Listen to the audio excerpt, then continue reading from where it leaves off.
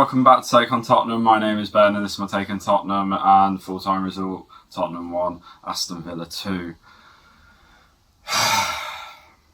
When can this season end? Next week is the official answer, but when can this season end is a question I found myself asking quite regularly since the turn of the year, really. Let's just get into it and then we'll commence with the rant. You know how we work here. Where do we begin? First half, the team sheet. No Ndombele again. I don't know what he's done. He must have, ran over Ryan Mason's dog or something, on the way into training or something. I don't know what's happened. He can't seem to start a game at the minute. And that also correlates into the Euro squad selection. France announced their squad for the Euros. And Ndombele was not in it, and Moussa Sissoko was, somehow. I don't know how that's happened. Do you reckon maybe they got the names mixed up? I don't know. But somehow...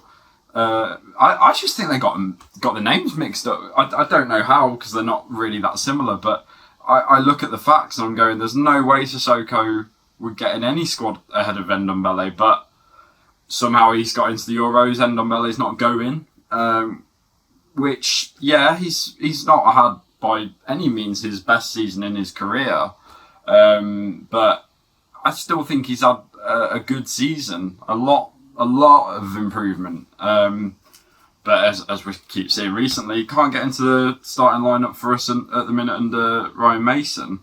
Not first because it was secondly. Secondly, can I just say, amazing to have fans back in the stadium, albeit for booing sake, and rightfully so. It's a good sight to see across the whole league, across, even watching the playoffs the other night, it was good to see fans back in, albeit restricted capacities, still good to have them back, and it was a little step towards normality, should we say, but yeah, really good to see them back. Started the game off really well. Steven Bergwijn, collector's item this season, got a goal. Jokes aside, I am very happy for him. I generally thought he back when we were in our little purple patch of the season, when Kane and Son were linking up a lot, Dyer and Alderweireld were actually looking quite good as a partnership, not like the shadows of their former selves like they were today. Bergwijn, I thought, was quite integral to the team. Yes, he wasn't scoring, but I felt he was causing enough problems around the defence to give Sonny and Kane more time on the ball. And then obviously, they were firing in from all ends at that point. I felt we were better as a team when Bergwijn was in the team. Fans started abusing him. He really got his absolutely shot of confidence. Jose then stopped playing him, and it's just one of those that you just thought, if he just got a goal, he missed a couple of really key chances against Liverpool, but my God, his confidence is completely shot. But it was really good to see him get a goal today, and he absolutely rifled it into the top corner. Brilliant finish, good work from him as well to get that. And it's exactly what he needed. Unfortunately, after that, it's just negativity I've wrote down here. So apologies for that. The own goal, we have to get to the own goal. It was absolutely unfortunate. Don't worry, I will be going into Reguilon later in this video. I'll be really ripping into him and stuff. But as for the own goal, it's just unfortunate. Sometimes they happen, sometimes they don't. It's just one of those. If it had hit a different part of his boot, it could have gone over, it could have gone wide. It just happened to be one of those days where it just spiraled into the net, and it can't be helped. it's just one of those. And that's really where the sympathy stops. Really, frustrating performance. Really, from literally when we scored, a very, again, I have to say, Jose type of game where we scored. We started off brightly, and then as soon as we scored, we took our foot completely off the pedal. Just very frustrating. Winks and Højbjerg absolutely shambolic today. Really, really bad. Really struggled to hold down any solidarity in the midfield. Villa were cutting through them. Grealish, Traore, Watkins, El Ghazi, McGinn, all just having the time of their lives cutting through that midfield. It was honestly like they weren't there. And then then Villa got their second, and Reguilon again. Look, for the past couple of months, maybe even longer, since he come back from his injury, really, has been incredibly poor with his defensive capabilities. They have been absolutely dreadful. And just, it summed it up here. He got the ball, he tried clearing it hit Traore. So he then tried doing the same thing again, and then Traore got it back a second time, and then fed it through to Watkins, who Dyer was really struggling to keep track of. And then Watkins, he's a great striker, easy goal for him. And it was just what we've found this season, mistakes leading to goals and they're just simple, basic 101s of defending. If in doubt, kick it out. If you've got no option, just boot the ball up the field. Who cares who it goes to? At least it's out of the danger zone. Don't just bloody kick it at the player. Oh my God.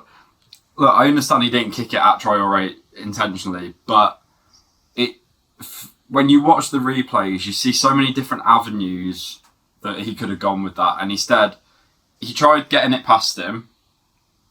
Didn't work. So what would he do? No, didn't look for any alternatives at that point. Tried it again, didn't work. And then Watkins goes through and scores. But it's just, like I said, it's just basic 101 defending that we seem to have struggled so much with this season. And then from then on, it was just a case of the performance was just terrible. First half in particular was terrible. It really looked like they were scared to go forward. And I thought defensively, the whole back four were not on it today. And unfortunately, I have to include people who I look forward to in terms of the future of the club, in likes of Tanganga. Had a terrible game, went off injured towards the end, but I thought he didn't have a great game. Alderweireld, the last one standing in the back four of the original decent ones, but he had a terrible game. Dyer, terrible game. Reguilon, abysmal game. The whole four was terrible. Second half, we got a second half, and luckily there was a bit of a reaction. Was it the one that we wanted? In terms of coming out and really peppering. You want a reaction where we're taking the game to Villa. And similarly to the first half, we came out 10 minutes, absolutely did that. Then after that, not really that bothered about it. Martinez in the goal had to make a couple of saves against Bergwijn. But then we took our foot off the pedal. It was absolutely woeful to watch. The defence generally looked terrified at times. Anytime Villa went in the box or in or around the box, the defence looked terrified to tackle. Højbjerg, not a Højbjerg performance. I know he was on a yellow, but looked terrified to even get involved at times. Winks, non-existent. And these guys are there to help the defence as well. And nothing was happening. And like I said, the defenders themselves, not willing to really, the amount of times they wriggle through the defence so easy for Aston Villa today. And generally, I have to criticise Aston Villa for not scoring more, because my God, they had the opportunities. Jesus, it's so bad. There's so many players. I've wrote down all the players that I thought were poor today, but it would generally be easier to name the players that I thought weren't that bad. And I say that as the maximum amount of praise. Bergwijn. Is that it? Is it just Bergwijn? Maybe Dele. Maybe Dele, but not by much. Like, Dele didn't have his greatest game at all today. But it might just be Steven Bergwijn, because I'm generally racking my head through the whole team. And I actually can't think of really... Like, even Lloris, like, you know, not accountable for the goals by any means, but I wouldn't have said he had his, like, most amazing game. But then again, I rightfully so, I think he was let down by the defence, you know. Yeah, Son, poor. Has been for the last couple of weeks. Been really, really poor. Dele, poor. Kane, I think they said in the game, had only the keepers. I think the keepers had less touches. I think that was the case. That's terrible. That's terrible. And look, I don't know whether to get into speculation about Kane. I might talk about it at the end of the video really quickly, because I'm sort of torn on what to think about it. But it was poor today, and I'm wondering if he's just checked out for the season now. I don't know. I hope not. We love him, and he's brilliant. I just wonder if he's just gone, right, there's nothing to play for now. Yeah, I don't know. Winks was bloody awful today. I've said that so many times this season. Back four in general, terrible. Højbjerg, really, really bad today. And the passing, the distribution was so bad from... I don't know why this team seems so hell-bent on going backwards or sideways. We seem to, pass it around the back, and then they just seem terrified to go forward. And it's really frustrating to watch, not only when you're 2-1 down, but it's frustrating to watch in general. And the team just doesn't... They just seem to struggle going forward. Long passes, or even passing it through the midfield. They just seem hell-bent on just passing it sideways through the defence and then getting pressure from any opposition team, because it's happened so regularly this season. And I just don't know. They just looked terrified to go forward. And then when it came to defending, because they'd inevitably lose possession, they looked terrified to defend as well. I don't know what was going on. Tanganga injured towards the end. I hope that's not as bad. The leg was in a brace and stretchered off, so I hope that's not as bad, but we'll wait and see on that one. And I wrote this down at the end. There was 6 minutes of injury time for Tanganga's injury, etc. 6 minutes. And I've wrote down, like in the United game, I found us not giving a single... anything to try and get back in the game. They just weren't showing any wanting to change the result. And it's really frustrating. The United game was 3-1, I think the score was, and in injury time it was 2-1. I'm sorry, watch any game. The team that is behind, especially when you're behind at home, you have to be peppering that goal. All the pressure, the kitchen sink, everything to try and get an equaliser or a winner, whatever. You pepper the opposition goal. And like the United game, I looked at it and went, are we the team that's chasing the goal? Are we? Because it looked like Villa were. They were the ones who were having the opportunities. They were the ones who had it down our end, not us. We showed nothing. And it's just a joke. It's an absolute joke. And I wrote this down because I saw this.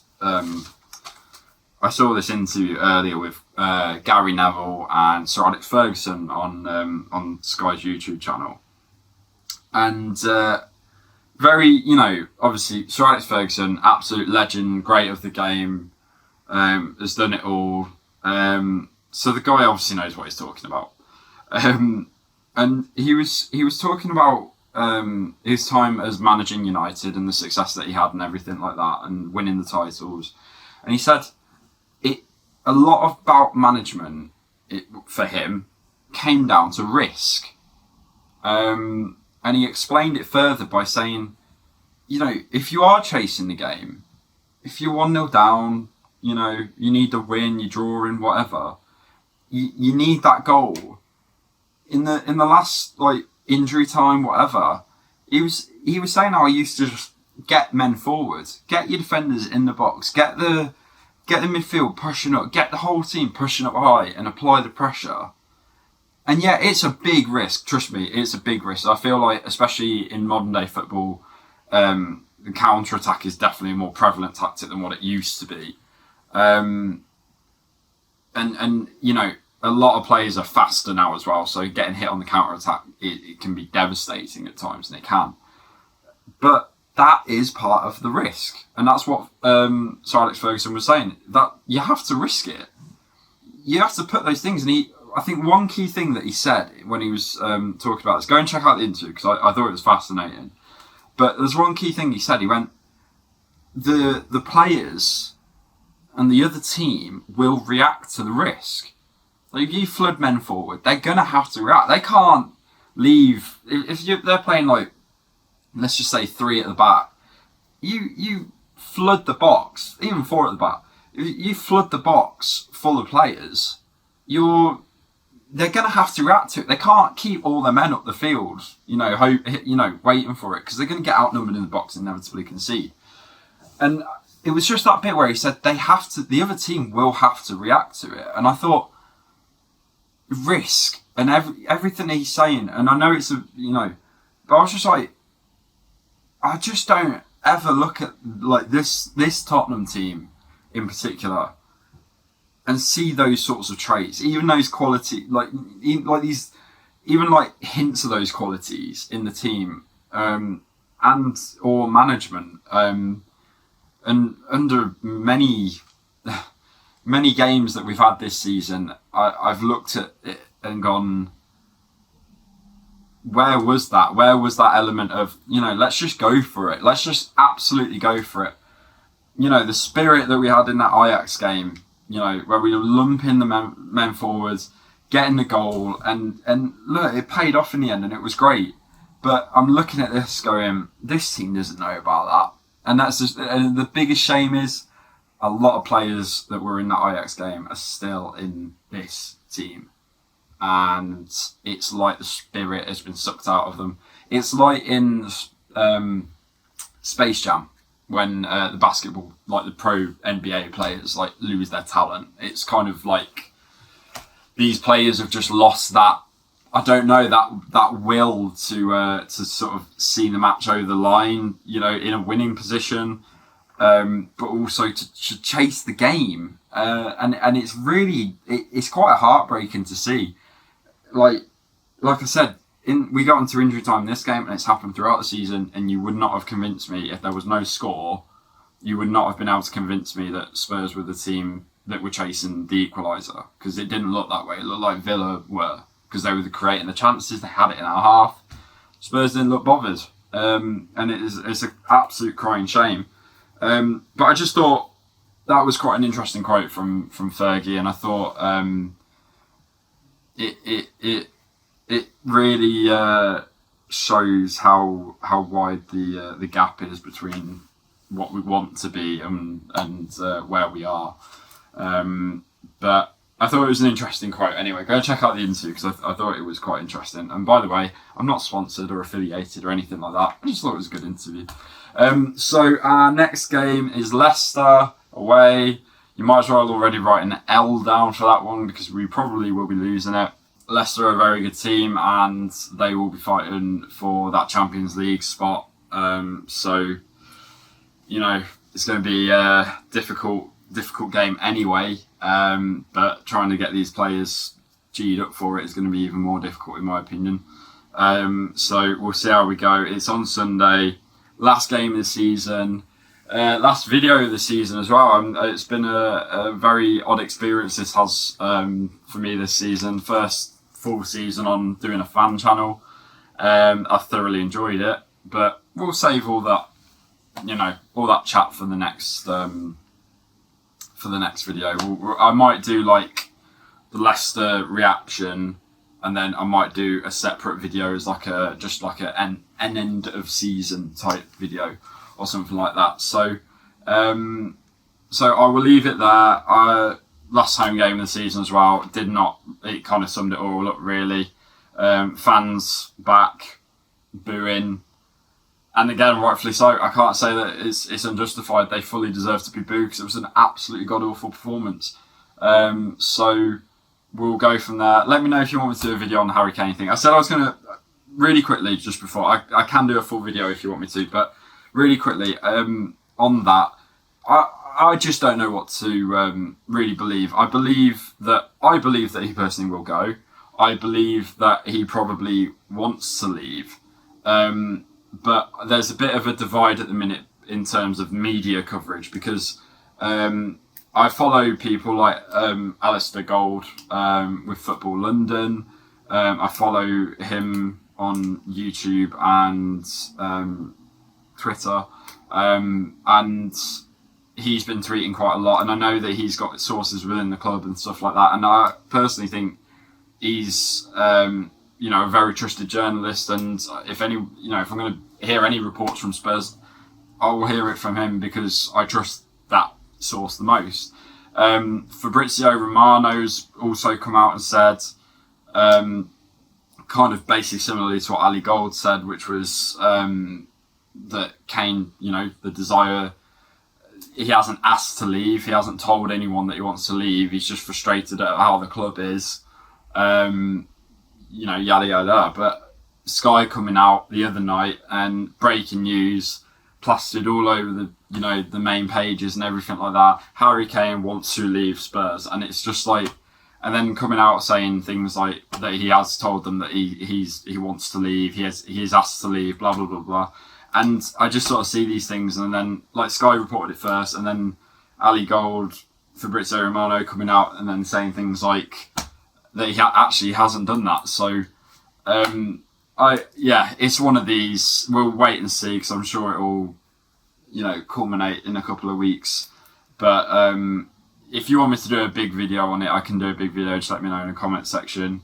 But keep an eye out because if I can get some time, I'm gonna try and do my personal England 26-man squad as well video. Because that seems to be a running thing at the minute. So I will see you guys in the next video. Hit that subscribe button, stay up to date with everything I'm doing, hit the like button, leave me a comment as well, and I will see you guys in the next video for the last game of the season. So hope it's a good one, and as always, come on you Spurs.